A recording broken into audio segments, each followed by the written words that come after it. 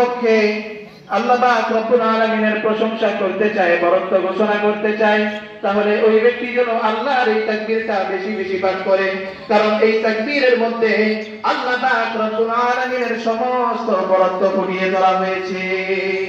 কারণ এই তাকবীর সাইয়্যিদিনা ইব্রাহিম আলাইহিস সালাতু ওয়াস সালামের তাকবীর, এই তাকবীর সাইয়্যিদিনা ইসমাঈল আলাইহিস সালাতু ওয়াস সালামের তাকবীর, এই তাকবীর হলো স্বয়ং মুআল্লিমুল মালায়েকা, সমস্ত ফেরেশতাদের সর্দার জিবরিল আমিন আলাইহিস সালাতু ওয়াস সালামের তাকবীর। কাজেই ফেরেশতার তাকবীর এই তাকবীর, পূর্ববর্তী নবীদের তাকবীর এই তাকবীর, আমাদের নবী সাল্লাল্লাহু আলাইহি ওয়াসাল্লামের তাকবীর এই তাকবীর, আমাদের নবী সাল্লাল্লাহু আলাইহি ওয়াসাল্লামের সাহাবী যারা আছেন তাদের তাকবীর এই তাকবীর। কাজেই পুরা দুনিয়ার সমস্ত মুমিন মুসলমানের তাকবীর এই তাকবীর।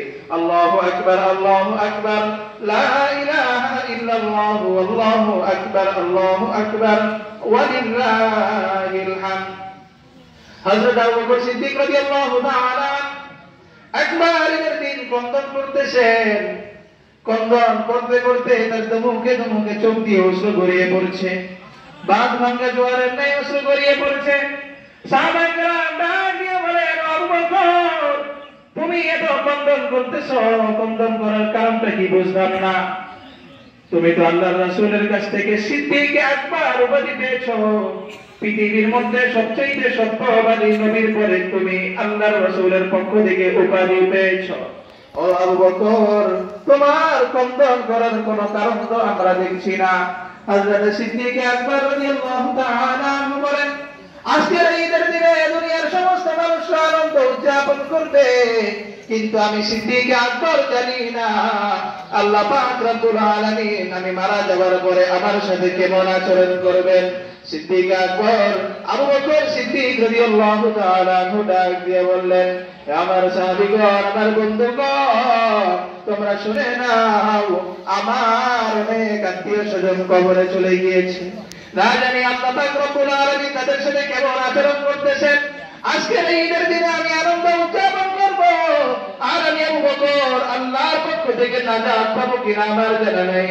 হযরত আবু বকর সিদ্দিক রাদিয়াল্লাহু তাআলা আনহু এই কথা বলে আফসোসের স্বরে নিজেকে বলতেন, হায় আমি আবু বকর যদি মানুষ না হতাম, আমি আবু বকর যদি গরু হয়ে যেতাম, ছাগল হয়ে যেতাম, আর দুনিয়ার মানুষ আমাকে জবাই করে খেয়ে ফেলতো, তাহলে আমার কোনো শাস্তি হতো না। আমি আবু বকর যদি মানুষ না হতাম, আমি আবু বকর যদি গাছ পাতা ধরতা হতাম, তাহলে দুনিয়ার মধ্যেই মানুষ আমার সাথে যা আচরণ করার করে ফেলতো, পরকালে আল্লাহর হাসরের ময়দানে কঠিন বিচারের সম্মুখীন আমার হওয়া লাগতো না, আল্লাহর কাঠগড়ায় আমার দাঁড়ানো লাগতো না। হযরত আবু বকর সিদ্দিক রাদিয়াল্লাহু তাআলা আনহু এই কথা শুনে অন্যান্য সমস্ত সাহাবায়ে কেরাম কাঁদতে লাগলেন আর বলতে লাগলেন, আবু বকর তোমার ব্যাপারে আল্লাহর রাসূল একবার দুইবার নয় বরং অসংখ্যবার তোমার ব্যাপারে আল্লাহর রাসূল ঘোষণা দিয়েছেন, আবু বকর বিল জান্নাহ, ওমর বিল জান্নাহ, ওসমান বিল জান্নাহ, তালহা বিল জান্নাহ। দুনিয়ার মধ্যে আল্লাহর রাসূল তোমার ব্যাপারে জান্নাতের সার্টিফিকেট প্রদান করে বলেছেন যে আমার আবু বকর দুনিয়া থেকে জান্নাতের সার্টিফিকেট প্রাপ্ত। সুবহানাল্লাহ।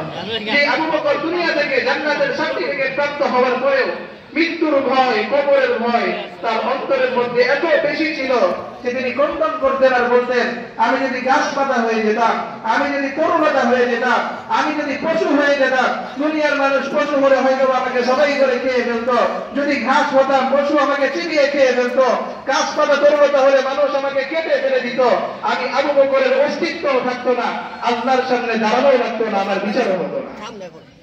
এই জন্য আবু বকর সিদ্দিক রাদিয়াল্লাহু তাআলা আনহু ওনার ভিতরে যদি এত পরিমাণ ভয় থাকে, তাহলে আমাদের অন্তরে কি পরিমাণ ভয় আল্লাহর প্রতি থাকার দরকার। আল্লাহ পাক রব্বুল আলামিন আমাদের সবাইকে আল্লাহর ভয় অন্তরের মধ্যে ধারণ করার তৌফিক দান করুন, সকলেই বলি আমিন। মুহতারাম হাজিরিন, ঈদের নামাজের সময় আর বেশি নেই। সম্মানিত এলাকাবাসী, আর মাত্র 14 মিনিট সময় বাকি আছে, আমরা সকলেই দ্রুত ঈদগাহ ময়দানের দিকে চলে আসি।